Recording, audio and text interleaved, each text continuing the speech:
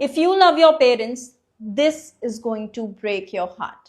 एक माँ की वृद्धाश्रम में मौत हो गई और जब उसके बेटे को बताया गया कि आपकी माँ इस दुनिया में नहीं रही तो उसने कहा मेरी माँ को फ्रीजर में डाल दो, मेरे घर में कुछ फंक्शंस चल रहे हैं और ऐसे फंक्शंस के बीच में किसी की डेड बॉडी को घर में लेकर आना अपशगुन होगा। ये मामला यूपी के जौनपुर का है। शोभा देवी अपने पति भुअल गुप्ता के साथ जौनपुर के एक ओल्ड एज होम में रहती थी। इनके 3 बेटे हैं और 3 बेटियां और करीब 1.5 साल पहले बड़े वाले बेटे की अपने पिता से कोई बहस हो गई थी, जिसके बाद उसने अपने पिता को घर से बाहर कर दिया, निकाल के बाहर फेंक दिया और कहा जहां जाकर रहना है रहो, ये मेरी सरदर्दी नहीं है। 19 नवंबर 2025 को शोभा देवी की मौत हो गई।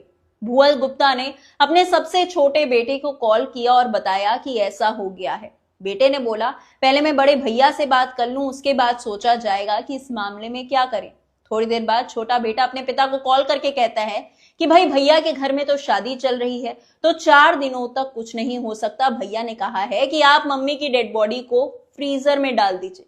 अब देखिए, बेटे के घर में शादी चल रही है और उन्होंने अपने माँ बाप को नहीं मिलाया और दूसरी तरफ जब माँ इस दुनिया में ना रही तो उनका क्रियाक्रम करना तो छोड़ो, कह रहा है कि उनकी बॉडी को फ्रीजर में डाल दो। जब हमारे घर का फंक्शन निबट जाएगा उसके बाद माता जी का क्रियाक्रम किया जाएगा। ऐसे शादी के माहौल में अगर माँ की डेड बॉडी को घर में ले आए तो अपशगुन हो जाएगा। ओल्ड एज की तरफ से भी बेटों को कॉल गया, बताया गया कि भाई ऐसा ऐसा हो गया है, आप कम से कम क्रियाक्रम तो करवा दीजिए। तो जवाब वही मिला कि भाई 4 दिन तक तो कुछ नहीं करवाया जाएगा। आखिरकार शोभा देवी को दफनाया गया और भुअल गुप्ता से कहा गया कि एक बार जब ये फंक्शन निबट जाएगा बड़े भैया के घर में, उसके बाद माँ को कब्र से वापस बाहर निकाला जाएगा और उसके बाद उनका अंतिम संस्कार किया जाएगा।